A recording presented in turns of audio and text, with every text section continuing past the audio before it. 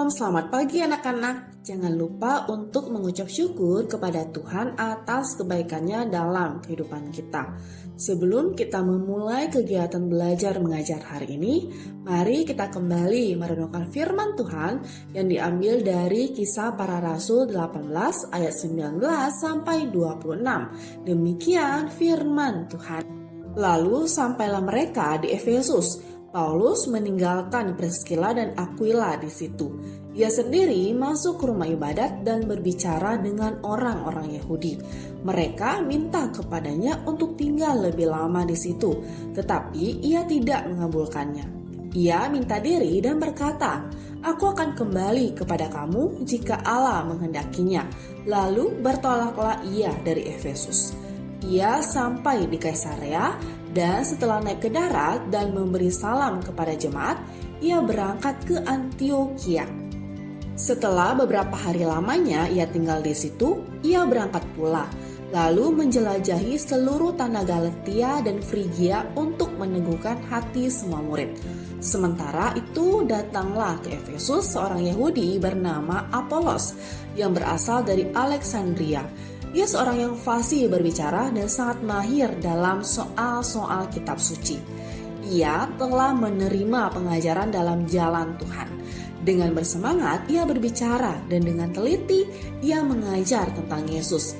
Tetapi ia hanya mengetahui baptisan Yohanes. Ia mulai mengajar dengan berani di rumah ibadat. Tetapi setelah Priskila dan Aquila mendengarnya, mereka membawa dia ke rumah mereka dan dengan teliti menjelaskan kepadanya jalan Allah. Anak-anak, pasti kalian sudah tidak asing dengan smartphone dan banyak dari kalian yang sudah memilikinya. Tahukah kalian, smartphone yang kita miliki terbentuk atau terbuat dari berbagai komponen dan jaringan alat elektronik yang berbeda-beda fungsi dan kegunaannya.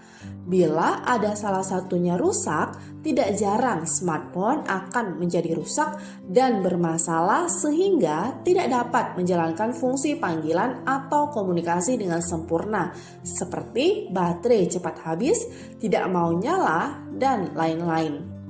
Anak-anak, dalam nas hari ini kita juga menyaksikan gereja sebagai anggota-anggota tubuh Kristus menjalankan peranan mereka dengan baik sehingga gereja dapat berfungsi menjadi terang dan berkat bagi bangsa-bangsa. Mereka itu adalah: pertama, Rasul Paulus sebagai seorang penginjil. Ia terus berkeliling dari satu kota ke kota lain untuk memberitakan Injil dan mengajar.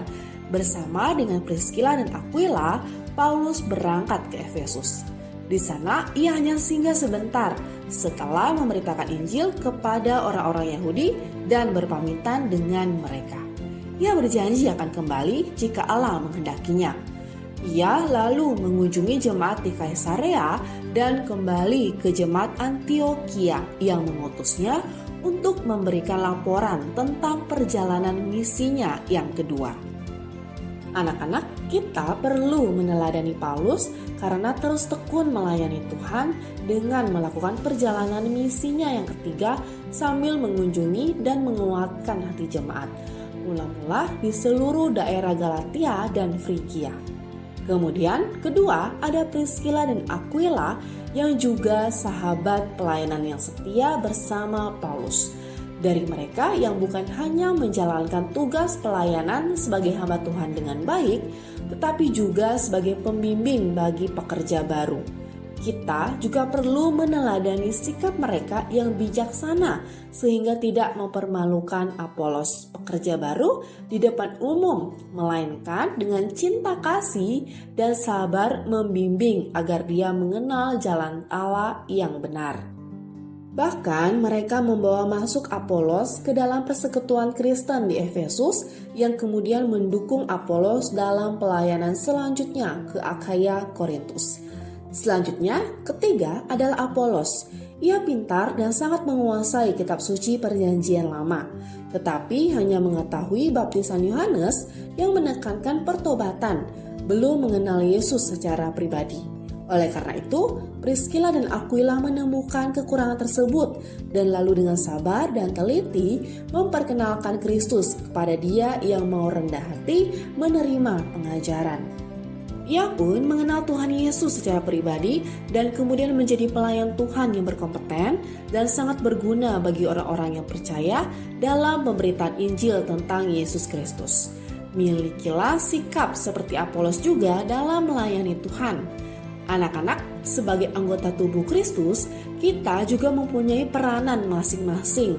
Karena itu, marilah kita menemukan tugas panggilan kita untuk menggenapi rencana Tuhan dan jalankanlah tugas itu dengan setia sehingga boleh menjadi berkat bagi banyak orang melalui setiap perkataan dan perbuatan kita. Amin.